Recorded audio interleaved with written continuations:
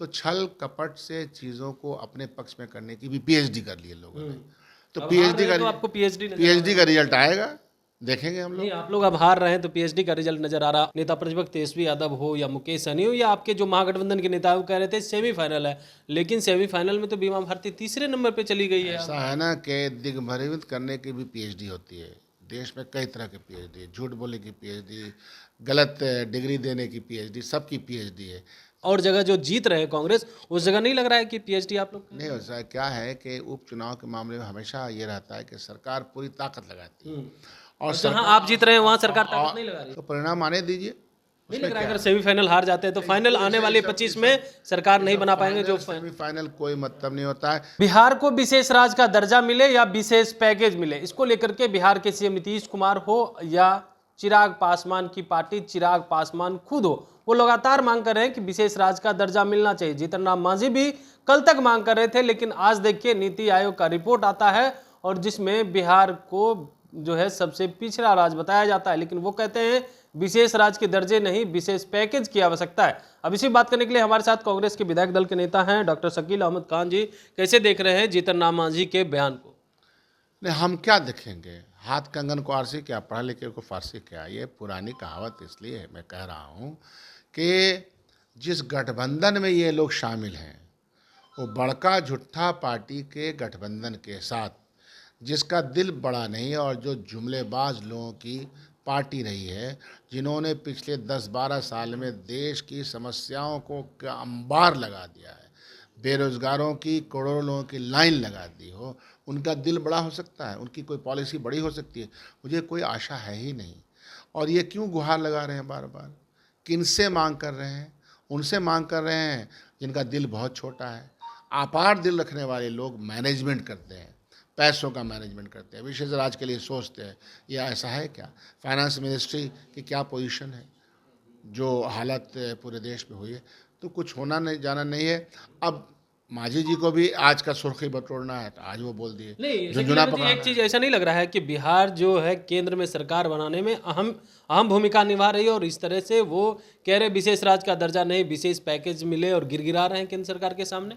तो गिड़गिड़ाहट से भरी हुई ये सरकार, संयम खो चुके हुए यहाँ के तमाम व्यक्ति कि यही होगा। और मांग किससे रहे हैं? सवाल ये है कि आप किससे मांग रहे हैं कटोरा लेकर के?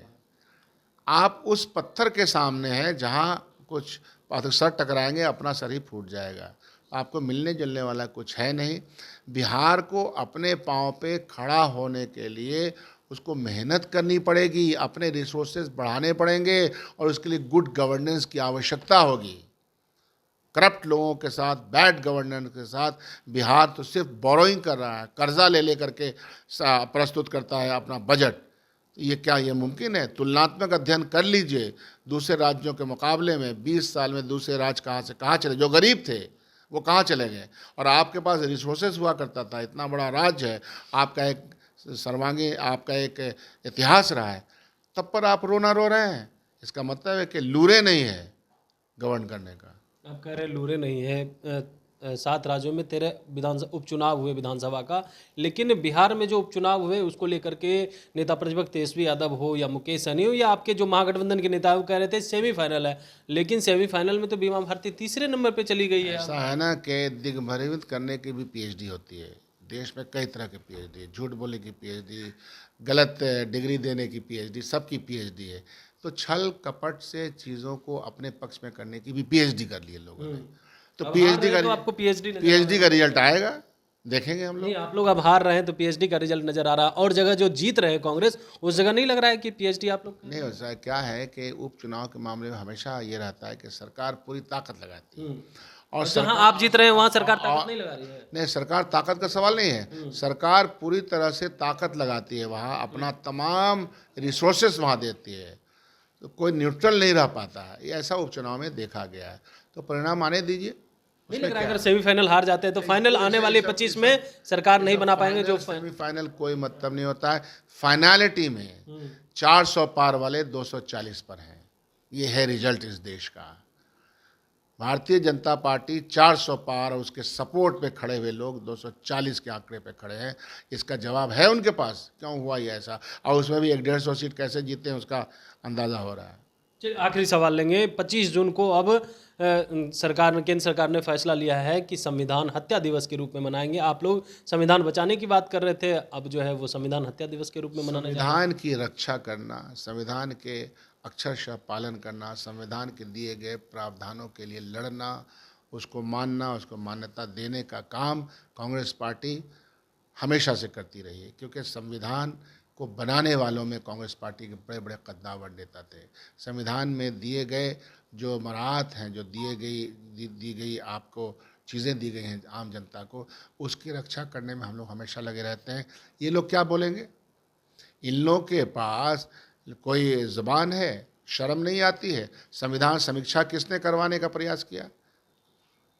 भारतीय जनता पार्टी के लोग,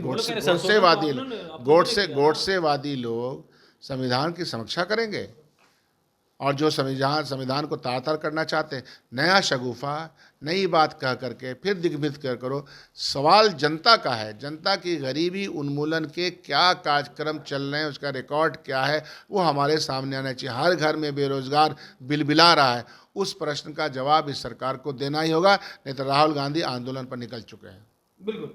तो आप सुन रहे थे क्या कुछ कह रहे थे कांग्रेस के विधायक दल के नेता डॉक्टर शकील अहमद खान। तमाम सवालों का जवाब दिया, साथ ही साथ कहा है कि देखिए कोई सेमीफाइनल नहीं है, जो चुनाव हो रहे हैं और सरकार अपना पूरी तंत्र लगा देती है उपचुनाव को जीतने में। कमलेश कुमार, लाइव बिहार, पटना।